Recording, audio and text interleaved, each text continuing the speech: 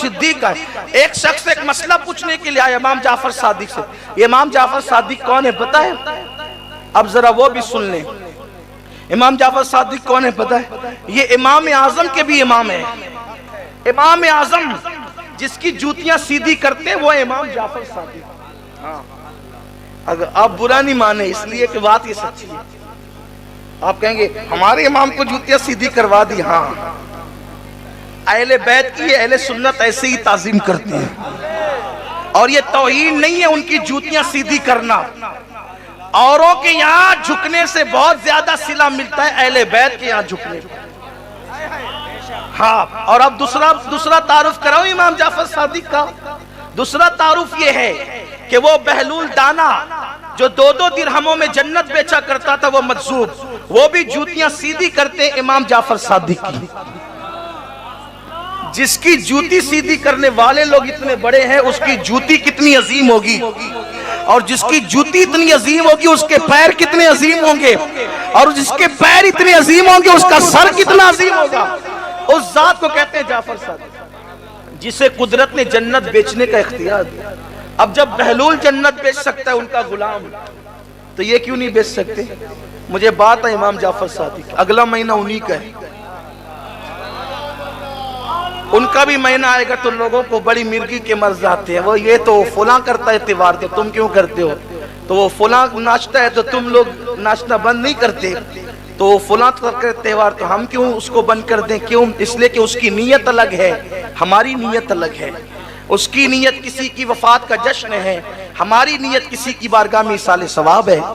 تو یہ اعمال کا ثواب تو نیتوں پر ہے نا۔ آپ اب ہماری نیتوں کو بھی جانچنے لگے، خدا کر اللہ انہیں توفیق عطا۔ اب میں گفتگو اختتام پہ پہنچاتا ہوں، اب گفتگو مکمل نہیں کروں گا اختتام کو، آپ تھک نہ جائیں۔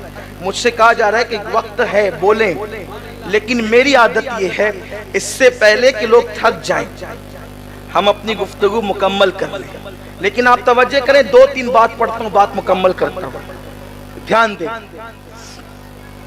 امام جعفر صادق جس کو اللہ نے جنت بیچنے کا اختیار دیا، ایک مرتبہ امام جعفر صادق کے پاس ان کا ایک پڑوسی آیا اور کہنے لگا حضرت مجھے گھر بیچنا ہے، میں گھر بیچنا چاہتا ہوں۔ فرمایا ٹھیک ہے ہمیں بیچ دو۔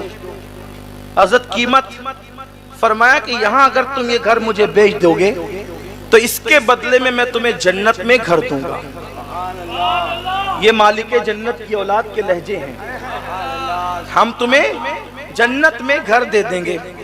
کہا حضرت، لیکن اس دور کے لوگ بھی کتنے سچے سچے تھے، عقیدے کے اچھے تھے۔ انہوں نے کہا حضرت دستاویز تو تیار کرنی ہوگی نا، تو آپ ہمیں لکھ کے دے دیں، گھر آپ کا ہم لکھ کے دیتے، جنت ہماری آپ لکھ کے دیں۔ امام جعفر صادق نے لکھ دیا، ہم نے اس سے گھر لیا، اس کے بدلے میں جنت دی۔ اور حج کے ایام آئے، امام جعفر صادق چلے گئے حج کے لیے۔ کہاں گئے؟ حج کے لیے۔ خدا کا کرنا وہ حج کے لیے گئے، ادھر اس کی طبیعت خراب ہو گئی۔ جس نے جنت خریدا تھا مکان دے کر، اس نے وصیت کی میرا انتقال ہو جائے تو یہ چٹھی امام کے ہاتھ کی لکھی میرے کفن میں رکھ دینا، اس لیے کہ دستاویز ہے جنت کی، ساتھ میں لے جانا ہوگا دکھانے کے لیے، تو پھر جنت ملے گی اسی پر۔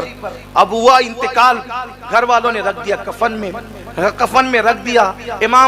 امام جعفر صادق حج کر کے واپس آئے۔ جب حج کر کے واپس آئے تو اس کے جو وارث تھے ان کی نیت خراب ہو گئی، وہ سب کے سب چلے آئے امام کے پاس، کہنے لگے واہ صاحب آپ نے تو ہمارا گھر لے لیا، ہمارے گھر پہ قبضہ کر لیا۔ امام نے فرمایا ہم نے قبضہ نہیں کیا، ہم نے خریدا ہے اصول کے مطابق۔ کہا کتنے میں خریدا؟ کہا پوچھو۔ کہا اس کا تو انتقال ہو گیا، ہم اس کے وارث ہیں۔ کہا دیکھو ہم نے اس کو جنت میں محل دیا تھا اور یہاں کا گھر خریدا تھا۔ تو کہا وہ دستاویز لکھ کر دی تھی۔ کہا لو صاحب یہ بھی کوئی سودے ہوتے ہیں، جنت میں محل دے دیا اور یہاں کا گھر لے لیا، آپ نے لے لیا ہمارا گھر۔ فرمایا امام جعفر صادق نے سودا تم سے نہیں کیا تھا، سودا جس سے کیا تھا اب جا کر اس سے پوچھو کہ میں سودے میں سچا ہوں کہ نہیں۔ کہا لو صاحب یہ بھی کوئی بات ہوئی، وہ تو مر کے قبر میں چلا گیا، ہم اس سے کیا پوچھنے جائے۔ فرمایا جاؤ تو صحیح، جاؤ تو صحیح۔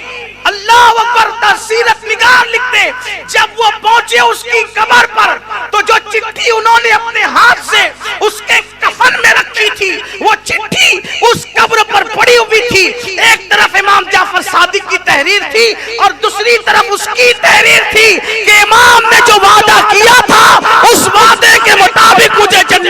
محل مل چکا ہے۔ یہ امام، یہ یہاں بھی نام حذف کیا جاتا ہے، خدا جانے کیوں نام اور کس وجہ سے حذف کیا گیا۔ میں کسی کی نیت پہ شک نہیں کرتا، لیکن ممکن ہے کہ پہلے سے کسی حکمت کے تحت جو وہ نام حذف کیا گیا ہوگا۔ حضرت مالک الدینار ایک جنگل سے گزر رہے ہیں، دیکھا کہ ایک چھوٹا سا بچہ ہے، وہ بچہ لکڑیاں چنتا ہے، روتا ہے، لیکن اس کی پیشانی چمک رہی ہے۔ دور سے مالک الدینار نے دیکھا اور دیکھنے کے بعد سوچا کہ اس بچے کو سلام کرنا چاہیے، یہ بچے کو سلام کرنا چاہیے۔ پھر دل میں خیال ہے بچہ ہی تو ہے، کیا سلام کریں، تو چلتے چلتے گزر گئے۔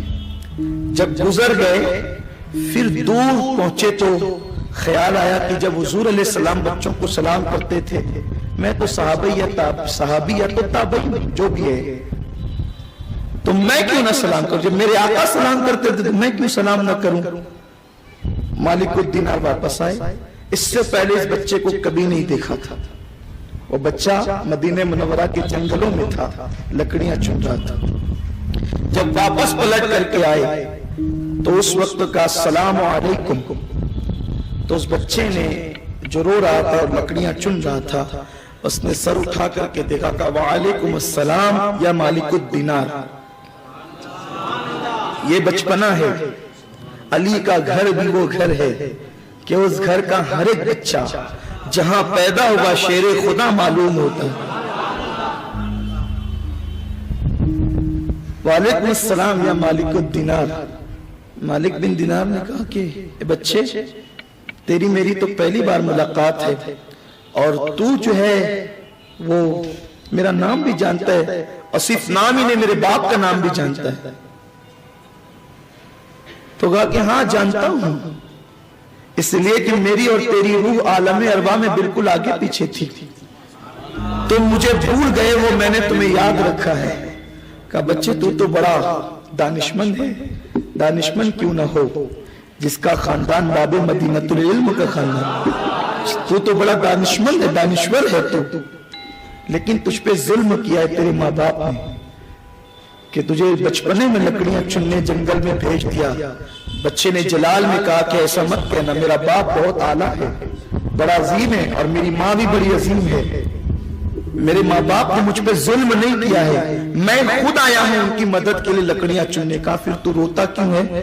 کہ رونا اس پر ہے کہ میری ماں جب لکڑیاں چولہے میں ڈالتی ہے تو بڑی لکڑیاں نہیں جلتی، تو چھوٹی چھوٹی لکڑیاں ڈال کر کے آگ سلگاتی ہے، تو مجھے ڈر لگتا ہے کہ جب تم جیسے بڑوں کو جہنم میں ڈالا جائے گا اور آگ بھڑکائی جائے گی، تو بڑوں کو آگ بھڑکانے کے لیے کہیں ہم جیسے چھوٹوں کو بھی تو نہ ڈال دیا جائے۔ مالک الدینار کی آنکھ میں آنسو آ گئے۔ کہا بچے تو بہت زیادہ دانشمندی کی بات کرتا ہے، یہ بتا مجھے تجھ سے کچھ سوال پوچھنے ہیں۔ اس میں سے ایک سوال یہ جس کا جواب مجھے کہیں نہیں ملا کہ نفس اور دل میں فرق کیا ہے، دل کسے کہتے ہیں اور نفس کسے کہتے ہیں؟ آپ کہتے ہیں نا ایک دل کہتا ہے پکچر میں جاؤں، ایک دل کہتا ہے نہیں جاؤں، دوسرا دل نہیں ہے، دل ایک ہی ہے۔ ایک دل کہتا ہے کسی سے لڑوں، دوسرا دل کہتا ہے نہ لڑوں، تو دل ایک ہی ہے، تو دوسرا دل کہاں سے آیا؟ تو ایک دل ہے، ایک نفس ہے۔ اب یہ معلوم کرنا ہے کہ دل کیا ہے اور نفس کیا ہے۔ دل کبھی انسان کو برائی کا حکم نہیں دے سکتا، برائی کا حکم ہمیشہ انسان کو نفس دیتا ہے۔ تو مالک اور جو اپنے نفس کو پہچان لے، من عرف نفسا فقط عرف ربا، جس نے اپنے نفس کو پہچان لیا اس نے اللہ کو پہچان لیا۔ نفس کی معرفت خدا کی معرفت۔ اسی کو انہوں نے پوچھا کہ نفس اور دل میں، قلب میں فرق کیا ہے؟ مجھے بہت ڈھونڈا، میں بہتوں کے پاس پہنچا، لیکن مجھے کسی نے جواب نہیں دیا، اس لیے کہ سب جواب کے لیے سارے زبانیں تو نہیں ہوتی۔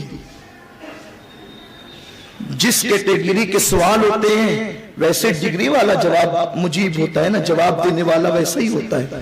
لیکن حیرت کی بات ہے جن کے بال سفید ہو گئے کتاب پڑھنے پڑھانے میں، وہ جواب نہ دے سکے، لیکن جو جنگلوں میں چیلیاں چن رہا ہے علی کا لال، آپ دیکھیں اس کے پاس مالک الدینار کہتے ہیں قلب اور نفس میں فرق کیا ہے؟ اب جواب سنیں، सारी किताबें अब यहां पर अल्लाह अकबर झुक करके गोया के सलामी दे रही है, इल्म खिराज पेश कर रहा है। किताब की कोई दलील नहीं, बात इतनी मजबूत की कि मालिक कितने दिनार ढेर हो गए। कल्ब और नफ्स में फर्क क्या? का मालिक तुम्हें ख्याल आया था ना कि इस बच्चे को सलाम करना चाहिए? तुम्हें ख्याल आया था ना इस बच्चे को सलाम करना चाहिए? फिर ख्याल आया था कि बच्चा ही तो है, क्या सलाम करूं? ये कह के तुम सोच के आगे चले गए थे। फिर ख्याल आया जब हुजूर बच्चों को सलाम करते थे तो मैं गुलामों के क्यों ना करूं? का सुन, जो तेरे जहन में ख्याल आया था कि बच्चे को सलाम करना चाहिए, वो तेरा दिल था, वो तेरे दिल की आवाज थी कि बच्चे को सलाम करना चाहिए। लेकिन फिर ये कि बच्चा ही तो है, क्या सलाम करे, ये तेरे नफ्स की आवाज थी। और फिर जब तू